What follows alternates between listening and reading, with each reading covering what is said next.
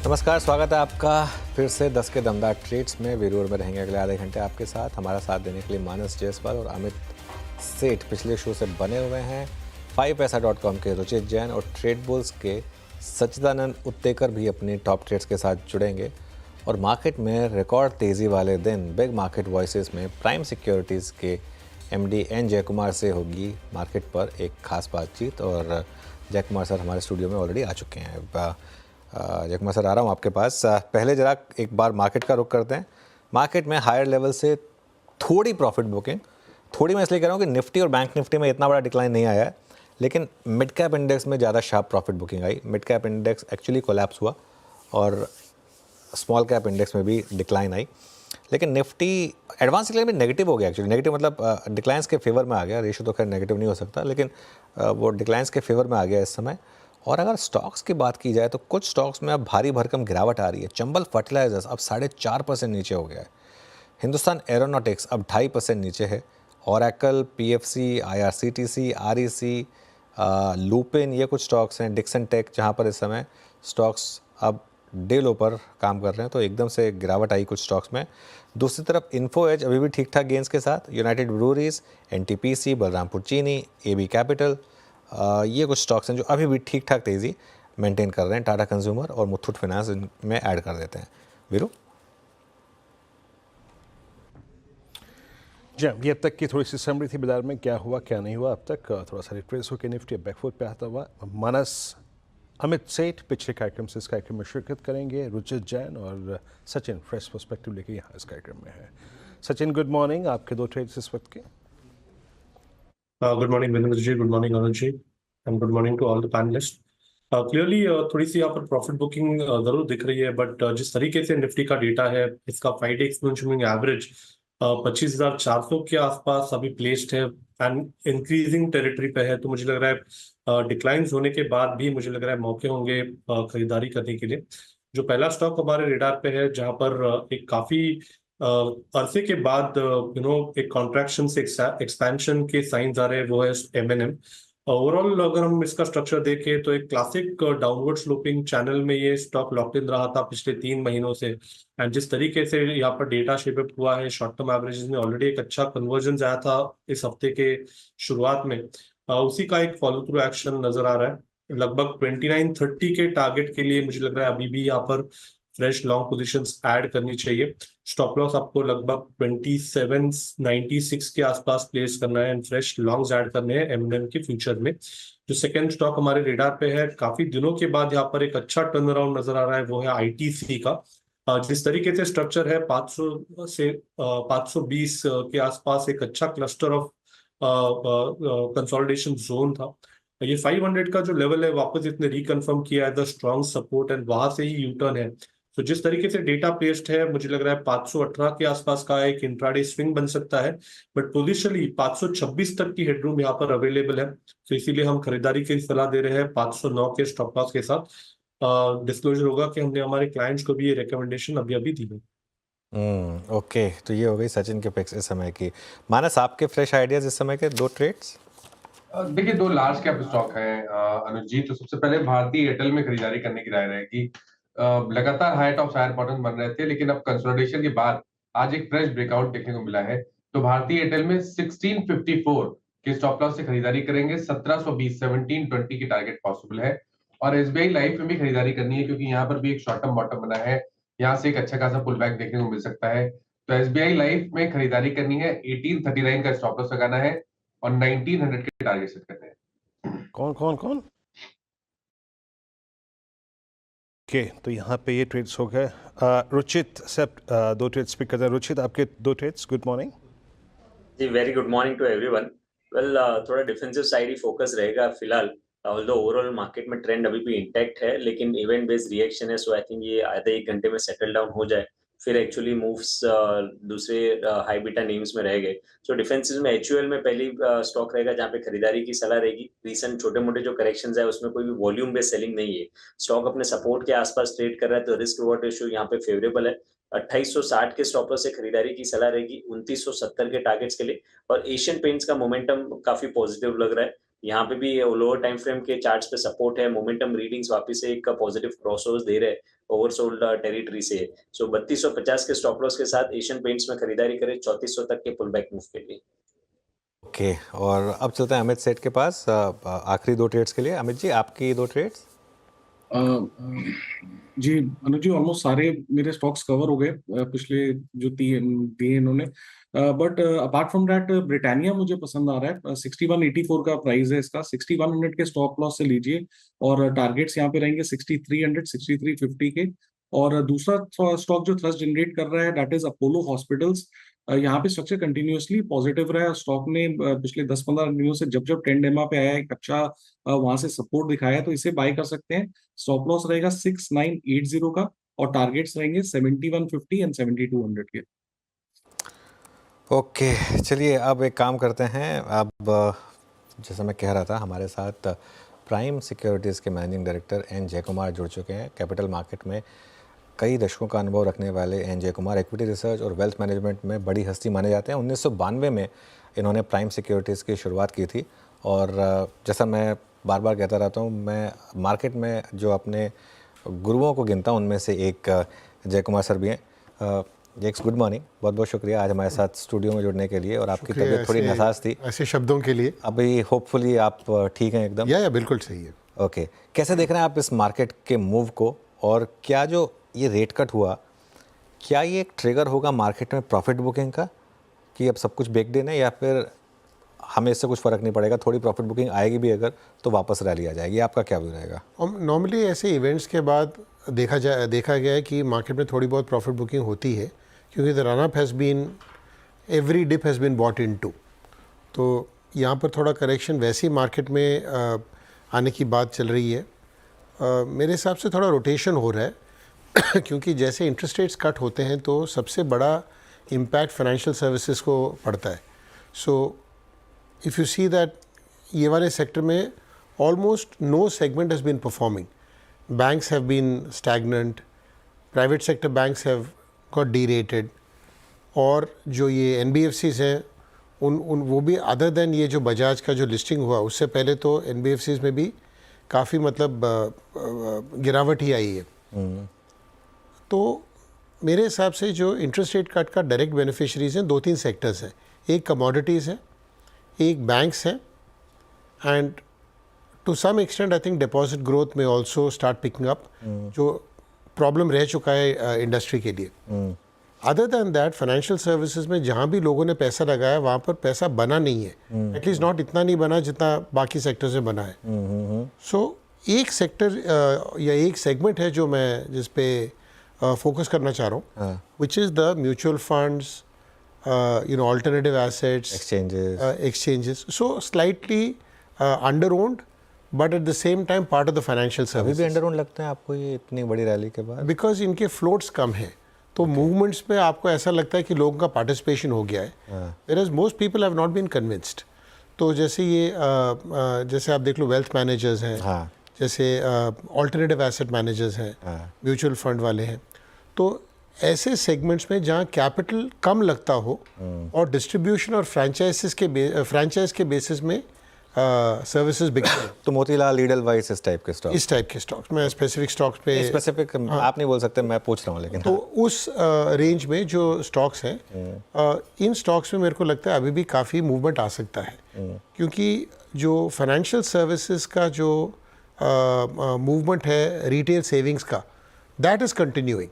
जो 3% हम लोग बोलते थे 3-4 साल पहले था, आज वो बढ़ के करीबन 5% के करीब आया है। अभी भी काफ़ी हद तक हम बढ़ सकते हैं। इंटरनेशनल मार्केट्स में 15 से 20% होता ही है जो रिटेल सेविंग्स का प्रतिशत जो मार्केट्स में इन्वेस्ट होता है। तो this is the second. And third is जहाँ कैपेक्स रिलेटेड हो, यानी कि कमोडिटीज़ और कैपेक्स अगर आप मिलाओ कि मिल के अगर आप देखो तो दो सेगमेंट्स जहाँ पर कैपेक्स लगेगा, cost of financing has come down. और इंडिया में मेक इन इंडिया ले लो, PLI ले लो, दीज सेगमेंट्स नीड कैपेक्स। अगर प्राइवेट सेक्टर कैपेक्स बढ़ता है तो मेरे हिसाब से this particular space will be hugely benefited, क्योंकि ये जो दौर चला है कि इंटरेस्ट रेट्स की कटौती का, ये अगले 12 से 15 महीने चलेगा।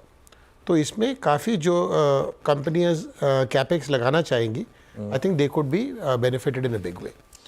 अच्छा, ये थोड़ा सा एक कॉन्ट्रडिक्शन यहाँ पर ये आ गया, क्योंकि इनके चलने का एक बहुत बड़ा कारण रहा है कि बैंकों से डिपॉजिट निकल कर स्टॉक मार्केट में आ रहे हैं या फिर फाइनेंशियल एसेट्स में आ रहे हैं। तो लेकिन आपका ये मानना है कि अब बैंक्स भी चलेंगे, मतलब बैंक्स में भी आपको लग रहा है कि वो डिपॉजिट की वरीज जो आ रही थी वो वापस आएगी, तो थोड़ा सा कॉन्ट्रडिक्शन लग रहा है मुझे। क्योंकि जब इंटरेस्ट रेट्स घटने लगते हैं तो people try to lock in to longer term deposits, तो थोड़ा बहुत कासा डिपॉजिट्स में इम्प्रूवमेंट आएगा। Okay okay. पहले क्या लग रहा था कि interest rates were continuously going up and people felt कि जो मार्केट से जो गेन्स हैं that will far exceed this. एक तो मार्केट्स का भी लेवल बढ़ गया है 25,500 के आसपास है, और इंटरेस्ट रेट्स घटने की जो एक दौर जो शुरू हुआ है, तो people will try and lock themselves into longer term yields. तो इसके कारण मुझे लगता है थोड़ा बहुत बैंकों को फ़ायदा होगा इसमें कि डिपॉजिट्स की जो जिसमें कटौती हो रही थी वो शायद उस स्पीड में ना हो, या फिर यहाँ पर रुक के थोड़ा बढ़ भी सकता है। ओके। एक स्पेस जहाँ पर आप बहुत पॉजिटिव रहे हैं सेलेक्टिवली, वो है फार्मा। बिल्कुल। और उसमें आपने काफ़ी आई थिंक डिस्क्लोजर आपने औरोबिंदो फार्मा की बात की थी एक बार, उसमें हमने बहुत शानदार मूव्स देखे थे। इस स्पेस में क्या अभी भी आपको लगता है कि वैल्यूएशन कंफर्ट या अंडर ओनरशिप या ट्रिगर्स हैं बड़ी रैली के लिए? जो मूवमेंट आया है फार्मा में, हाँ, परफॉर्मेंस पे आया है, वो परफॉर्मेंस लार्जली यूएस जेनेरिक्स का रह चुका है। इंडिया में पीएलआई वाले भी कुछ फार्मा प्लेस हैं, but the most important thing is जो टोटल फार्मा का वेट है इंडेक्स में, वो भी बहुत कम है। वो भी बहुत कम है। तो आज के दिन अगर आप देखो, कोई स्टॉक्स हैं सन फार्मा और डॉक्टर रेड्डीज, बस उसी से 70-80% का वेट हो जाता है। हाँ। अभी तक क्या हुआ है कि बहुत सारे फार्मा कंपनीज 1 और 2 प्रोडक्ट्स के बेसिस में चल रहे थे, लेकिन द यूएस में अगर आप देखोगे जो शॉर्टेजेस हैं वो कंटिन्यू कर रही हैं। वो शॉर्टेजेस अभी वॉर कह लो या जो भी कारण कह लो, यूरोप में वो शॉर्टेजेस आ गई हैं। तो जो शॉर्टेजेस यूएस और यूरोप में है, they are going to remain for many quarters. And वहाँ पर एक बहुत बड़ा मूव जो चला है कि पेटेंटेड प्रोडक्ट्स से लेके जेनेरिक्स प्रोडक्ट्स के लिए to bring down the cost, that move continues. And सबसे बड़ा ये रीज़न वहाँ पर ये है कि जो छोटी छोटी कंपनियाँ होती थी जेनेरिक्स में, वो सब बंद हो गई हैं because of high interest rates. तो एक रनवे सा बन गया है जिसमें Indian pharma companies for the next I would say 4 to 8 quarters will continue to make money, continue to introduce products, and ये जो PLI का थीम है जिसमें India will be dependent on itself, not dependent on China etcetera, वो theme भी continue करेगा। सो there are multiple tailwinds जो बोलते हैं फार्मा के लिए है, एंड अभी कुछ हुआ नहीं है, परफॉर्मेंस के बेसिस में बड़े हैं, वैल्यूएशन कंफर्ट है, वेटेज कंफर्ट है। ओके, अभी वैल्यूएशन एक्सपेंशन अभी तक आया नहीं है, जो आया शायद नहीं आगे आ है, सकता बिल्कुल है। सही है। हाँ वीरो। ओके, अच्छा डायरेक्टर साहब एक बार HAL का चार्ट लेके आइए, जय कुमार सर से इसी पर डिस्कशन करेंगे। हिंदुस्तान एयरोनॉटिक्स, जय कुमार जी, एग्जैक्टली अगर आप देखें चुनाव के बाद से और इलेक्शन रिजल्ट्स के आउटकम के बाद, हम वो थीम जिसने CY 23 में 24 के मिड तक काफ़ी अच्छा पैसा बना के दिया, अब सीरियस अनवाइंडिंग है। मतलब मेरे ख्याल से HAL, just putting instance HAL लगभग 1400 रुपये रिट्रेस हो चुका है, मोर देन 20-25% है। अब आपका व्यू क्या बन रहा है? क्योंकि मुझे याद अच्छी तरीके से आज से 3 महीने पहले बहुत सारे डिफेंस फंड भी लॉन्च किए गए थे। क्या यहाँ पे सीरियस अनवाइंडिंग, अभी बड़ा लिक्विडेशन लग रहा है आपको पॉसिबल? ये बात एक्चुअली पहले भी हमारी हो चुकी है, जब मैंने ये कहा था कि जब सेक्टर बेस्ड फंड्स आ जाती हैं तो ओवर ओनरशिप का एक शॉर्ट टर्म दौर बनता है जिसमें stocks tend to peak out. लेकिन ये सिर्फ HAL की कहानी नहीं है, ये पूरे PSU की कहानी है कि into the elections the highest amount of overweight was in the PSU space. आप BHEL ले लीजिए, सेल ले लीजिए, BEL ले लीजिए, HAL ले लीजिए, most of the themes where over ownership was there, they have corrected 25 to 30%, and the index has actually moved up 12-15% even after the event. तो or maybe 10% after the event. तो ऐसे scenario में I think it is a classic case कि जहाँ over ownership रहा है, sector focused funds आए हैं, so short term over ownership इतना हो गया कि परफॉर्मेंस जो भी आए, स्टॉक्स चलने में प्रॉब्लम आ सकती है, और वही हुआ है अभी। तो मुझे लग रहा है PSU में अभी भी थोड़ा कंसोलिडेशन बचा है time wise, may be price wise इतना ना घटे, लेकिन टाइम वाइज अगले 6-9 महीने के लिए तो I think this will be a problem. Plus execution challenges हैं, इनके ऑर्डर बुक्स फुल हैं, जैसे डिफेंस स्पेस की आपने बात की थी, इनकी ऑर्डर बुक्स फुल हैं, लेकिन एग्जीक्यूशन चैलेंजेस आर देयर। और all the pricing that had happened was pricing them as they would say कि वो परफेक्शन के लिए, कि मतलब सब बिल्कुल सही होगा ऐसा प्राइस करके मार्केट चल रहा था आगे। दैट प्लस ओवर ओनरशिप के कारण शॉर्ट टर्म में मुझे लग रहा है कि इसका पीक आउट हुआ है। ओके, तो यहाँ पे भी पेन बाकी है सर के मुताबिक, और इमीडिएट अगर आप देखें हमें कोई शायद बाइंग का व्यू रखना नहीं चाहिए यहाँ पे। अच्छा, इन तीनों ही इंस्टेंसेस पे, चाहे वो बजट हो, चाहे वो इलेक्शन आउटकम हो, हमने देखा सर कि एफएमसीजी ने हमेशा आके आई थिंक गिरावट में एक लीड ली, मतलब बाजार के डाउनसाइड को रिस्ट्रिक्ट किया है। Nifty FMCG index all time high पे, look at Tata consumer, Nestle, Colgate, Dabur, Marico, even the worst performers like Dabur and Marico, उन्होंने इस बार परफॉर्म किया। एफएमसीजी पे आपका टेक क्या है सर, और अगर कुछ स्टॉक्स पे टिप्पणी कर पाएँ तो प्लीज़ अपनी राय रखिएगा। स्टॉक्स पे तो खैर टिप्पणी कर नहीं पाऊँगा, लेकिन जो एफएमसीजी का स्पेस है उसमें बड़ी सारी कंपनियां जो आपने बोली, इनमें ग्रोथ फिर भी कम है। They are more as a defensive play जहाँ पर पैसा has moved in, so money movement has been because it is been defensive rather than because of growth. तो डिफेंसिव स्पेस की बात होती है, दो स्पेसेस हम लोग ऑलवेज देखते हैं, pharma and FMCG. And I think जब भी मार्केट एक शॉर्ट टर्म टॉप की तरफ बढ़ता हुआ नज़र आता है तो पैसा इन स्पेसेस में ज़रूर मूव होता है, लेकिन एक ट्रिगर ज़रूर आया है, इंटरेस्ट रेट्स कट के कारण कंजम्पशंस बढ़ सकते हैं, जिसके कारण ये एफएमसीजी में थोड़ा फ़ायदा हो सकता है। फिर भी जो ग्रोथ लो सिंगल डिजिट्स में है, शायद बढ़ के मिडलिंग सिंगल डिजिट्स या 7-8% पे आए, मुझे उससे ज़्यादा एफएमसीजी एज ए सेक्टर में ग्रोथ नहीं नज़र आ रहा। And pricing is still an issue there, but जो डिफेंसिव स्पेस का जिक्र है उसमें मेरे लिए तो at least pharma will be the best place to play. बिल्कुल, फार्मा आप कई बार बात हुई है खैर इस सेक्टर की। कुछ और स्पेसेस जहाँ पर आप बुलिश रहे हैं, कुछ रोड एंड इंफ्रास्ट्रक्चर कंपनीज जैसे, यहाँ पर क्या अभी भी वो जो तेज़ी है वो थीमेटिक तेज़ी, क्या अभी भी वो इंटैक्ट है? थीमेटिक तेज़ी के लिए you have to look at sectors जहाँ पर कोई मूवमेंट आया नहीं हो। जैसे अगर आप देखोगे, एक ज़माना था जब housing finance companies 4 times book और 5 टाइम्स बुक चलती थी, ये सब डीरेट होके 1.5-2 टाइम पे आ गई है। जैसी एक बजाज की लिस्टिंग हुई तो पूरा स्पेस में थोड़ा री रेटिंग आया। तो अभी क्या है, मार्केट में नेट पैसा भले ही ना आए बट रोटेशन ज़रूर हो रहा है, लोग पैसा निकाल के बाहर नहीं ले जा रहे। तो अगर आप नेक्स्ट 3-6 मंथ्स की बात करते हो with the tell winds of interest rates, I think थोड़ा री रेटिंग जो बैंकों और एनबीएफसीज में था वो आ सकता है। So that could be a good play into the next this thing. But if you take thematic you have to look at specific ideas.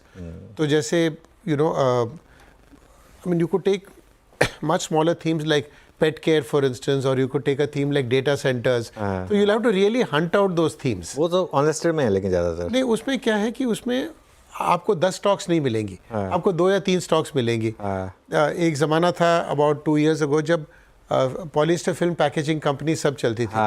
Now all of them are quoting at 4 times EV EBITDA, 5 times EV EBITDA because pricing is an issue, capacity बढ़ गया है। तो जहाँ theme की बात है, chemicals ले लो, you have to be very specific on companies. और मार्केट का भी ऐसा रुझान ऐसा है कि जहाँ तक स्पेसिफिक स्टॉक्स हो you can still make a story, but अगर आप सेक्टोरल थीम्स देखोगे तो you have to be very very careful, because I think अगर आप कोई सेक्टर में जहाँ 7-8 कंपनियाँ हैं उसमें पैसे डालोगे, शायद 5 में आप पैसा खो भी सकते हो एंड 1-2 में बन जाएगा। सो एक और थीम मैं आपको बताता हूँ, renewable, reusable, recyclable. So this waste management, reusing of chemicals or extraction of chemicals, reusing, recycling could be a theme. उसमें 2-3 plays हैं which people can analyze and evaluate. तो I think specific themes जहाँ है you have to look at least 2-3 companies in the space for you to have some kind of a play. नहीं तो it will be a single stock बिल्कुल play. तो chemicals में आप selective रहेंगे, लेकिन सेलेक्टिव इसलिए रहेंगे क्योंकि अभी भी चाइना का प्रभाव बहुत ज़्यादा है इस स्पेस में, एंड क्योंकि लोकल कंजम्पशन चाइना में इतना सफ़र कर चुका है that the capacities are being used for exports. Okay. So you have to be very careful. Of course there are certain chemicals जहाँ पर ड्यूटी प्रोटेक्शन है, जहाँ पर we could be beneficiaries, but in general I don't like to invest जहाँ पर सिर्फ duty protection के कारण कोई कंपनी प्रॉफिटेबल हो, क्योंकि वो निकल भी सकता है. तो गवर्नमेंट का कभी भी इंटरवेंशन वहाँ पर आ सकता है इसकी वजह से. उस पर हाँ बिल्कुल. अच्छा, क्या बजाज हाउसिंग फाइनेंस का जो लिस्टिंग हुई, क्या कुछ बबल के इंडिकेशंस हैं प्राइमरी मार्केट में, खास तौर से लिस्टिंग के बाद भी जिस तरीके से चला वो 2 दिन? प्राइमरी मार्केट में बबल बहुत समय से है, लेकिन हमको ये बबल इस लेंस या इस नज़रिए से देखना चाहिए कि क्या मास पार्टिसिपेशन हो रहा है उसमें. जैसे I know friend of mine जिसने बजाज में 25 करोड़ का एप्लीकेशन लगाया था और उसको 3000 शेयर मिला. तो यू कुड से 25 करोड़ लगाना बबल है, पर अगर मिला 3000 शेयर तो काहे का बबल हुआ. तो आई थिंक जो हम लोग बबल या मास पार्टिसिपेशन बोलते हैं, we have to see those two in context. कि बबल तब होगा कि अगर सब लोग HDFC बैंक खरीदेंगे, इतना सारा पैसा आ जाएगा, it goes to 4 times book, तब बबल हुआ था. जब globally every portfolio at HDFC bank, that was a bubble, we didn't see it because it was part of the index. और उसके बाद 3, 5, 10 साल ऐसे चला कि it under perform the Nifty. तो बबल्स आर लाइक दैट. तो प्राइमरी मार्केट में जैसे उस दिन एक इश्यू आया कि कोई दिल्ली की कंपनी है जिसमें 2 कोई शोरूम्स हैं, 8 लोग हैं, 6000 करोड़ कलेक्ट किया बट वापस भी किया ना. मतलब अल्टीमेटली रखा 20 करोड़. तो कौन सा बबल बन गया. तो मार्केट में एक्सेसेस रहेंगी, बट ऐसा नहीं है कि मास पार्टिसिपेशन भी हुआ हो, लोग फंस भी गए हो और पैसा भी ऐसा कुछ मेरे को बबल वैसा नज़र नहीं आता. लेकिन जो यूफोरिया है, it tells you the feeling कि ये रह गया है, वो जो हिंदी में, वो जो इंग्लिश में you know feeling of left out जो बोलते हैं, फोमो है. दैट फोमो फीलिंग है प्राइमरी मार्केट्स में. जो लोग ये पूरा करना चाह रहे हैं, वो जो अपनी जो मन की ख्वाहिश है कि हमारा मार्केट में इन्वेस्टमेंट है तो कहीं भी लगा दो पैसा, वो चल जाएगा. रिसोर्सफुल ऑटोमोबाइल था उस कंपनी, जो भी मतलब नाम भी मालूम नहीं है मुझे. मुझे मालूम है कि मैंने उस पर रील बनाई थी तो इसलिए. अच्छा, आपसे पॉसिबली आखिरी सवाल, हालांकि मैं स्टॉक स्पेसिफिक बहुत कम पूछता हूँ आपसे, लेकिन ये एक ऐसा स्टॉक है जिसमें आपने CNBC आवाज़ के व्यूअर्स को बहुत पैसा बनवा के दिया, टाटा मोटर्स. अब वो मर्जर हो गया, वो जो होना था, वो ब्लॉक डील भी हो गई, वो फ्रैक्शनल शेयर होल्डर्स के लिए करेक्शन आ गई है अब इसमें करीब 15 से 20% की. क्या वो थीसिस पूरा हो चुका है आपका या अभी भी इंटैक्ट है उसमें थीसिस? सी, टाटा मोटर्स में the theme into the next 2-3 years is reducing debt, zero debt and stability in the JLR business.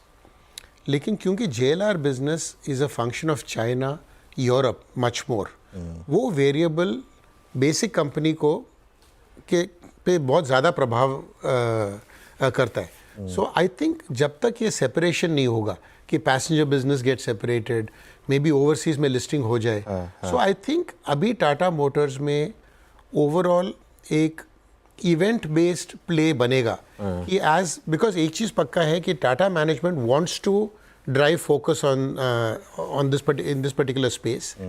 They are willing to take all the steps. DVR was a good positive capital market oriented step, लेकिन business oriented step एक दो बचे हैं. तो मुझे लग रहा है कि अगले 2 साल में क्या लिस्टिंग हो सकता है JLR का, सो दैट वो एक सेपरेशन बन जाए और उसका प्रभाव ओवरऑल कंपनी में ना आए, या पैसेंजर व्हीकल की जो बात उन्होंने सेपरेशन की है अगर वो हो जाए तो इसमें वैसे ट्रिगर्स हैं. बट अदरवाइज जो रनअप हुआ है that is in line with Mahindra, line with Maruti and some of the other auto measures.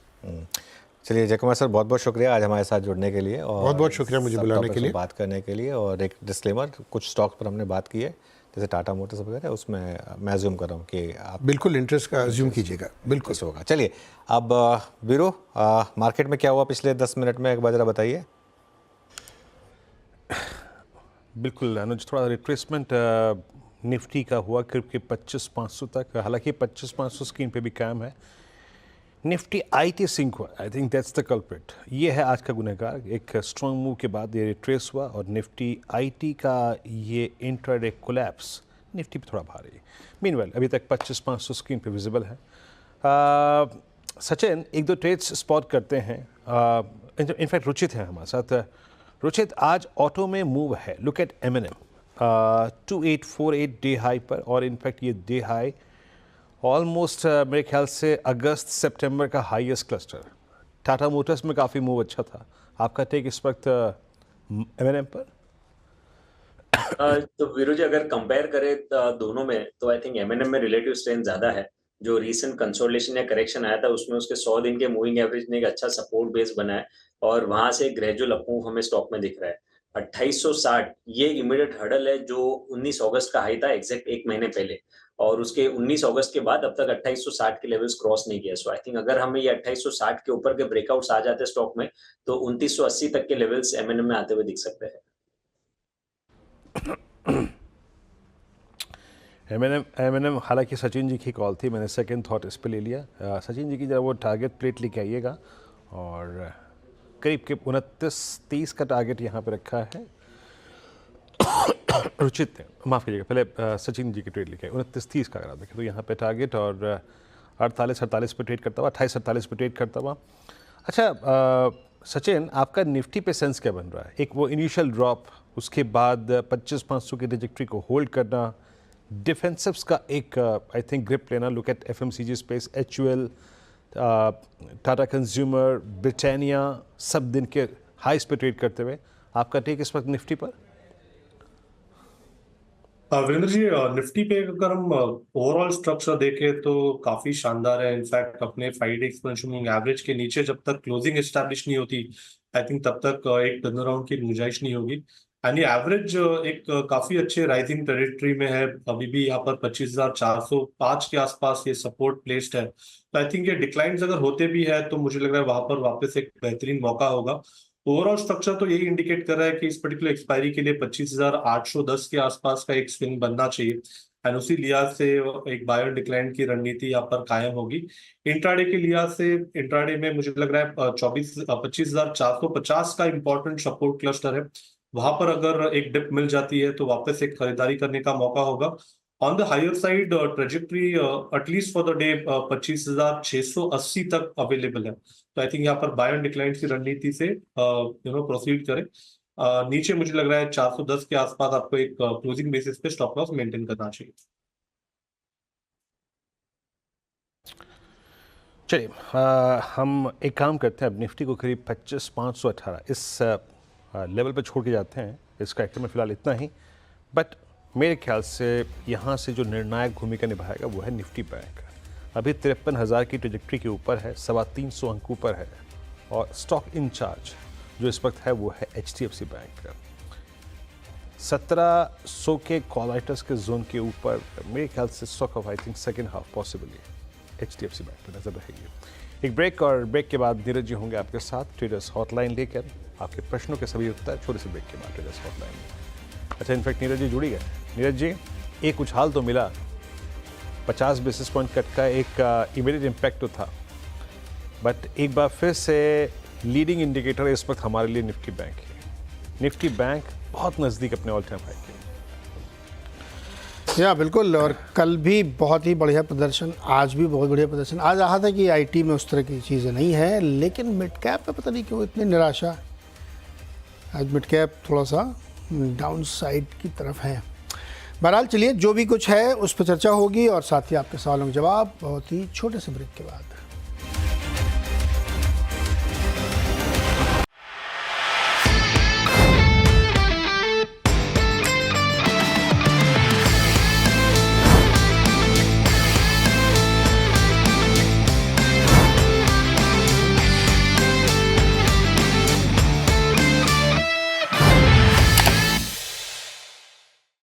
बता दें कि मनी कंट्रोल पर दिए गए विचार एक्सपर्ट्स के अपने निजी विचार होते हैं।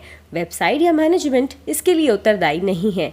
यूजर्स को मनी कंट्रोल की सलाह है कि कोई भी निवेश निर्णय लेने से पहले सर्टिफाइड एक्सपर्ट की सलाह लें।